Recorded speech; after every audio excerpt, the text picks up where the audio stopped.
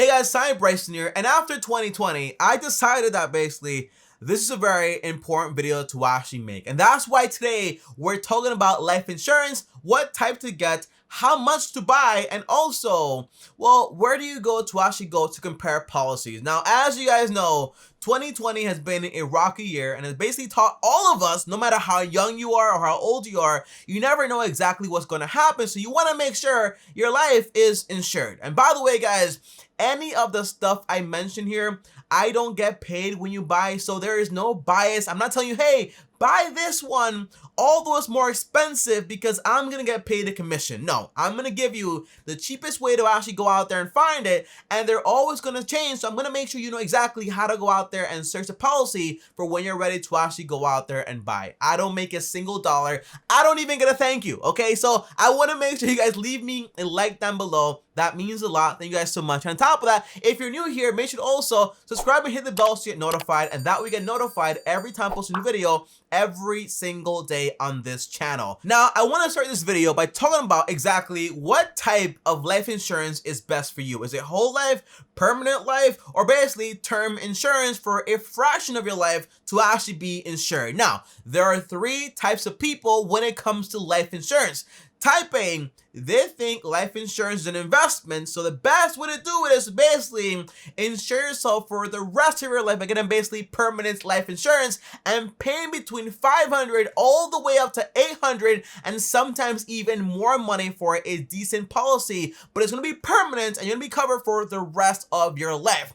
Then there's type B, that see life insurance as exactly what it sounds like. Insurance in case anything happens to you and you don't get to actually fulfill what your investment goals actually are at that point in time. And that's the way I see myself. And by the way, term insurance is basically a fraction of the price of what whole life insurance actually is. And then you have the final type of people that are type C. They don't get life insurance because sometimes they don't plan on starting a family whatsoever, and they're like, okay, I don't need it. But next you know, they do need it, but they never got it. And before you know it, they leave their families with a massive bill and a massive headache also. So I recommend be type A or type B, but just make sure you're not type C. Now, obviously, guys, I'm gonna tell you exactly why term insurance is going to be better than whole life insurance. Now, I'm gonna show you guys exactly what my quote is when it comes to a policy for me. Now, as you guys may know or may not know, right now in time,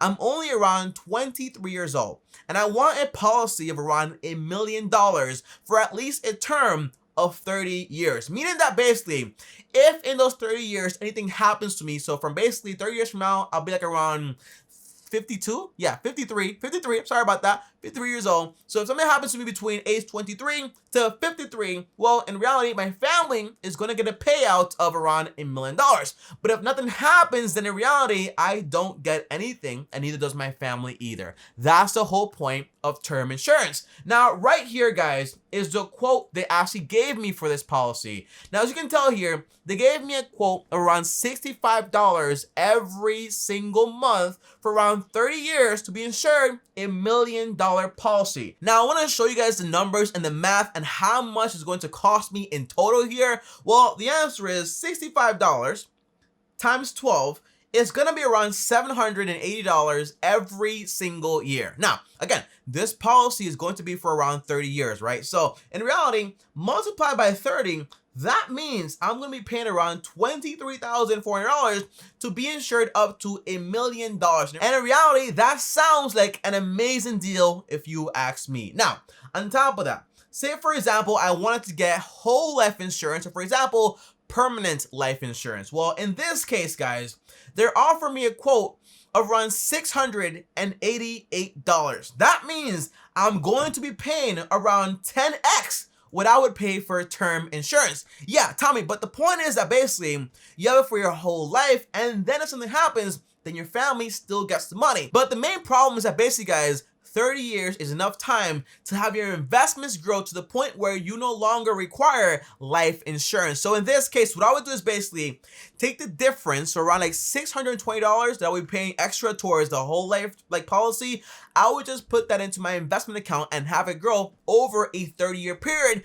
And if something happens to me on year 31, in reality, I have enough money on the side to take care of my family in full. Now, just to show you guys this here, again, calculations, I love them. Well, in reality, say I started investing with $0, right? And I'm going to invest a difference of $6,200 into an index fund, getting around 10% every single year. Well, in this case, if you guys don't know, well, guess how much 620 every single year is going to be? Well, that's around $7,440. So in this case, I'm going to invest $7,440 every single year for 30 years at a 10% return. By the way, if you want to know exactly what I invest into, I'll leave my portfolio link down below with M1 Finance. That way you can invest exactly into what I invest into also. By the way, you can always invest with your Roth IRA or your 401k and also have your money grow tax-free. That is also an option here. But the idea is this, guys, okay? In 30 years at a 10% return,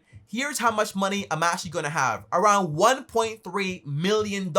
So by this point, if I can afford whole life insurance, in reality, I can afford to just pay for term insurance and invest a difference into my portfolio. And that way, in 30 years, I no longer need it. That's the entire point. So in reality, you don't need insurance for your whole life and to pay $688. And by the way, guys, okay, here's the difference, okay? $688 every single month. Well, in reality, every single year, that's around $8,256. In 30 years, well, that's around $247,000. Now, let's say I live until maybe 60 years on the line, right? Well, in 60 years, that's going to be around $500K for $1 million policy and maybe some investment money. But again, life insurance is not an investment. It's just insurance in case something happens to you. So that's why you want term insurance, invest the difference, and that way you're good to go. Now, guys, number 2 here. Tell me, how much life insurance do I actually need to buy? $1 million, $2 million, 10 million? How much is good for me? The answer is usually the rule of thumb is between 10 to 12 times your annual income, and some people even do 17 times in case they have a kid and they want to make sure that kid is taken care of for at least 17 years or so. So, for example, here's what you want to consider here, okay, guys? By the way, I'm sorry about the noise if you're hearing it. Somebody's doing construction on top of me, so just keep that in mind there. But the answer is, guys, okay, say, for example, every single year, you're making around $50,000. So in this case, if you want to do 10 times your income, just multiply it by 10. Boom, that's around $500K. And by the way, life insurance policies, they're not taxable, so don't worry about that either. So it's like $500K right there. But say, for example, you want to do 17 times your income. Well, $50,000 times 17, that would be around $850,000. Usually people say, hey, 250K is enough. But in reality, if you do 250K over like a 10-year period, well, in reality, you're only giving your family around maybe like 25K for those 10 years to actually live on. That might be enough depending on your income, but usually you want to leave a little bit more than that. On top of that, you want to consider, hey, am I married? Do I have kids? And most importantly, at this point, do I actually have a house and a mortgage to actually consider? So the answer is you always want to leave some money on the side so they can actually go ahead and pay off the mortgage in full, and that way they no longer need to pay the mortgage every single month also. On top of that, there's also education for the kids, and that can be very expensive also, between 60 to 50K per child. So that's also something you want to consider. So if you're young now and you don't have any kids, ask yourself, well, how many kids do I want to have, and add that up into how much money you actually need for your entire policy. And lastly is going to be the funeral cost, because that is also something you have to think about. And the average price is around like 7K to 10K. So you could actually save that money up on the side of savings accounts, although you might not want to see it, but it is important to actually have. So overall, you might be looking at a policy between 700K all the way up to $1 million, and in some cases even like a 500K policy is going to be enough. And in that case, depending on your age, it's not going to cost you that much money for a term policy, maybe between 15 to maybe $100 for a 30-year term policy, if that is what you want to get. By the way, usually people get between a 20 to 30-year policy, but I personally am gonna go with the 30-year policy in case anything happens within that time, everything is absolutely okay. And by the way, guys, if you also have a few assets and you want to take care of that also, and you want to make sure everything is aligned how you want to align it, then I recommend you talk to an estate planning lawyer. That way they can help you like form a trust and everything you need to form. That way you save a ton of money when it comes to taxes when that time also comes. So again, speak with an estate lawyer. And by the way, guys, the website I actually use to go ahead and find the policies and compare them is basically called Policy Genius. They're very good at what they do. And here it is right here, guys. Policy Genius, when you go to it, it's going to tell you exactly what type of insurance you actually need, your age, and everything you need to fill out, and everything is going to be okay. And by the way, link down below to the website also. And again, I'm not affiliated and I don't get paid any money, but it is a great website. They're great people and they do a great job at finding you the best policies out there. Now, lastly, guys, before I go, I do want to share with you guys exactly how I see this going down in case anything does happen to me, and maybe you might learn from what I think is actually going to take place. The first thing is this. Say, for example, my policy is going to be around $1 million. Well, I have to consider that basically they're going to take some money to go ahead and pay off the mortgage that might be around $200K to $250K actually left on the property, okay? That's the whole goal right there. And by the way, that's based on the average house price in America, okay? So just keep that in mind. It's not random numbers. On top of that, I would also want them to save around at least 1 year worth of emergencies in case anything does happen with the market, and that's going to be around $60K for the entire year. That way, if anything happens, hey, they have enough money to take care of themselves for that year in cash. And lastly, with the extra $700 to $750K that's actually left behind, I would want them to put it into an in-retirement target date fund. That way, that money can continue to grow safely in bonds and very low risk investments, and they use the 4% rule to take around $28,000 that's going to last them for around 33 years, but it's also going to continue to grow and give them more income every single year. And that's called an in-retirement target date fund with Vanguard.